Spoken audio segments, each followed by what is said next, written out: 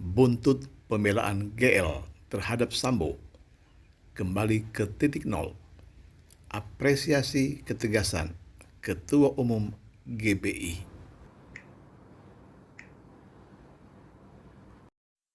Di tengah-tengah kemarahan masyarakat Indonesia terhadap Ferdy Sambo, tersangka kasus berat di tahun 2002 ini, tiba-tiba pendeta Gilbert Lumoindong muncul di media sosial dan membuat pernyataan-pernyataan yang seolah-olah memihak kepada Ferdy Sambo. Dan nama pendeta Gilbert Lumoindong langsung viral karena dibuli dan dikecam oleh berbagai pihak karena dianggap pendeta Gilbert mencampuri terlalu jauh dalam masalah ini. Tetapi bukan itu yang akan kita bahas. Kita tidak perlu mengulang apa yang sudah dibahas oleh orang lain. Apalagi hal ini dianggap sudah selesai, sudah ada klarifikasi, rekonsiliasi, dan permohonan maaf dari pendeta Gilbert Lumoindong kepada keluarga almarhum Brigadir Joshua.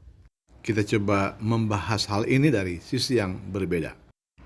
Ada dua hal yang akan kita bahas pada konten kali ini. Pertama adalah ketegasan Ketua Sinode GBI, Pendeta Dr. Rubin Adi Abraham, melalui surat teguran yang keras terhadap pendeta Gilbert Lumoindong. Ada 4 poin surat peringatan GBI kepada pendeta Gilbert Lumoindong. 1. Memberikan peringatan keras kepada pendeta Gilbert Lumoindong atas penyataan dalam tayangan YouTube dan beredar di media sosial, sehingga menimbulkan pro dan kontra di tengah masyarakat luas, serta dampak yang tidak baik bagi korps pendeta dan nama baik organisasi GBI. 2. Memerintahkan pendeta Gilbert Lumoindong agar mencabut pernyataan atau tayangan yang telah menimbulkan kegaduhan di tengah masyarakat dalam waktu selambat-lambatnya 3 kali 24 jam ke depan sejak surat peringatan ini dibuat.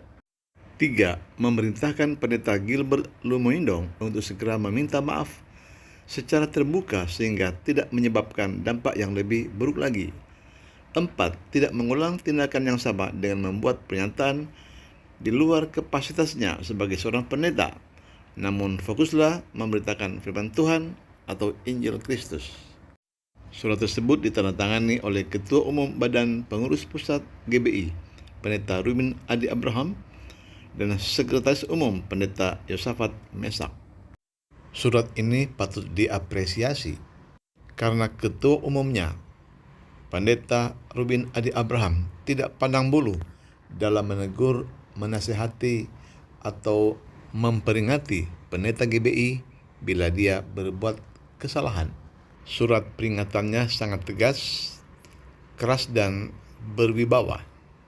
Surat ini juga merupakan pengumuman kepada semua orang bahwa sebesar sehebat apapun pendeta Gilbert, dia harus tunduk pada peraturan organisasi.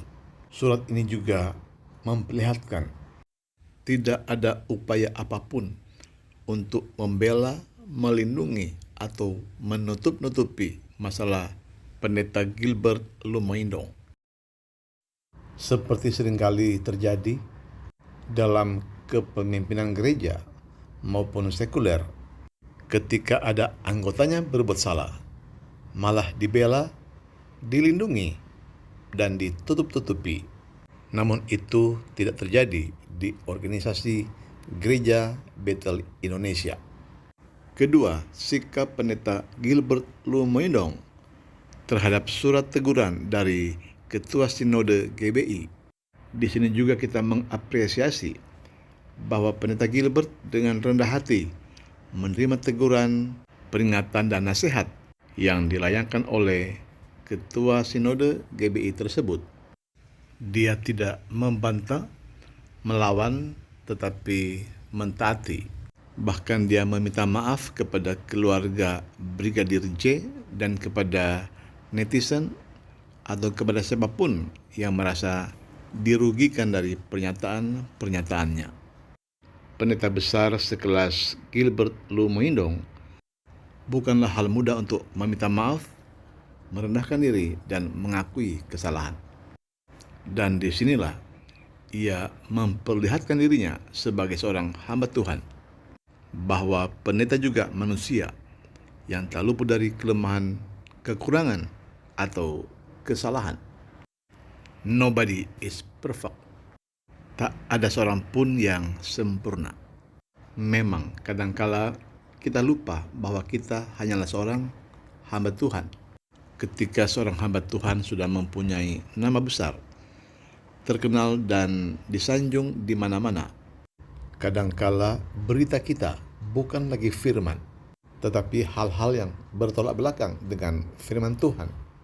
Yang kita sanjung bukan lagi nama Yesus, tetapi diri sendiri, teman, organisasi, dan lain sebagainya. Itu sebabnya seringkali Tuhan membawa kita kembali kepada titik nol, supaya kita sadar bahwa kita bukan siapa-siapa, tapi hanyalah seorang hamba Tuhan.